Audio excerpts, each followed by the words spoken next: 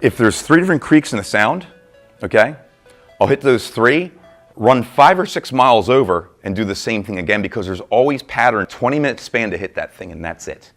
Then it's off to the next one. If I were to cast over here, there could be 10 fish in here. Sometimes there's 5, sometimes there's more than a dozen, okay? And a lot of times when you roll up at first light, okay, they'll be going off almost like snook. It'll be like pop, pop, pop. And what they're doing is all the shrimp and spearing that are in that pond, that are trapped in that pond there, they're all being flushed out. Everything's got to come through this little tiny chute, okay? When people fish creeks, they'll fish something like huge. Huge to me is anything wider than this room. All right, so if they're fishing just some waterway coming off the marsh, it could be maybe 40 feet wide. There's no real draw to that, unless there's something special. And I'll show you different creeks on video that are special and where they'll be in areas like that. But just any given creek that's coming out of the marsh, there's no draw to that whatsoever. There's got to be something going on to that. So if I were to take that plug through there, okay, every fish here now sees that plug. If I were to cast right there, I just blew it. It's done. I'm not going to catch anything, okay? It's got to be cast up into there and then brought right through their feeding lane. You see this calm water here, these bubbles? This is where they're at. They're in this little calm water right here. They're not back here. They're just in this little calm area here, and they're looking into the flow. So the second something comes out, they're like, boom, grabbing it. How many times did he hit that? Once. Exactly. Exactly. 1 time. Okay. That's 1 tail swack. Second one right there. He's trying to stun it.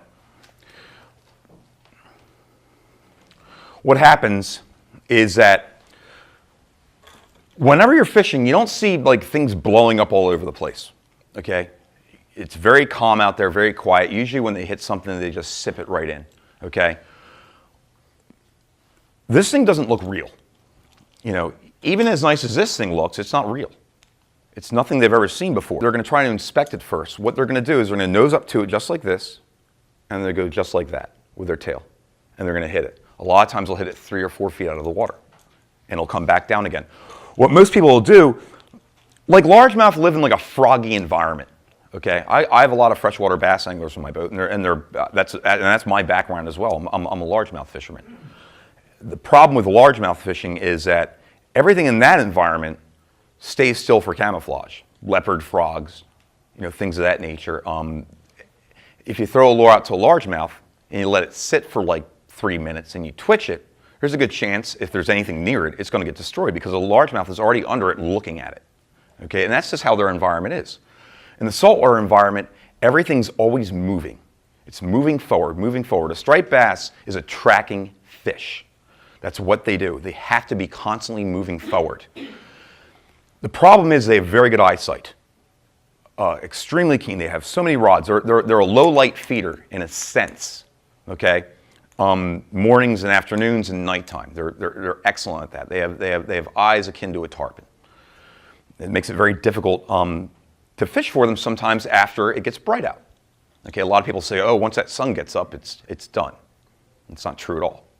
A lot of times it gets a lot better once the sun gets up. In this region of the state, stillwater smackers are very popular.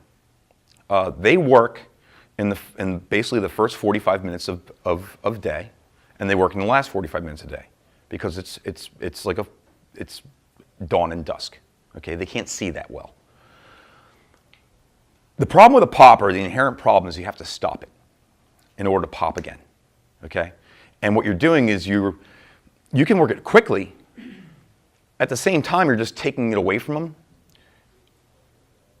And there's no inception there. You're not really getting into his head at that point. With this right here, he can, no matter how slow or fast I move it,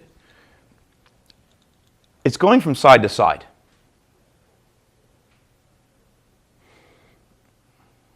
So it's going like this. 1, 2, 3, 4. So it's just.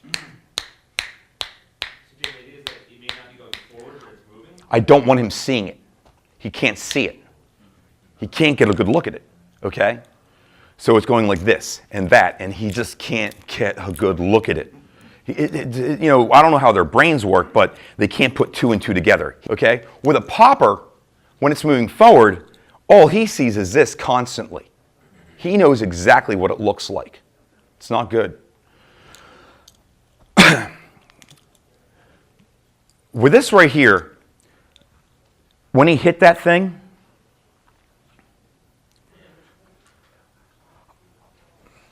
I didn't react whatsoever. And the second time he hits it with his tail, boom, I just completely ignore it. And that's all you have to do. You know, the problem is that once you get a really big fish behind you, it's just explosions. It could be 3 or 4 explosions. He might go airborne. He might, you know, you might have a 34-inch bass coming 2 foot out of the water as he just tries to hit it. Then he lands again, and then he hits it again and hits it again, and you feel it on the rod, okay? But all you're pretty much going to be doing is working that plug until he hooks himself, okay? With largemouth fishing, the way they hit, you'll feel them on the rod, and then you'll set the hook. These guys, you cannot. You just have to keep on going, and eventually he'll get so frustrated that you're going to get a hit that's going to be so solid that there's no missing him.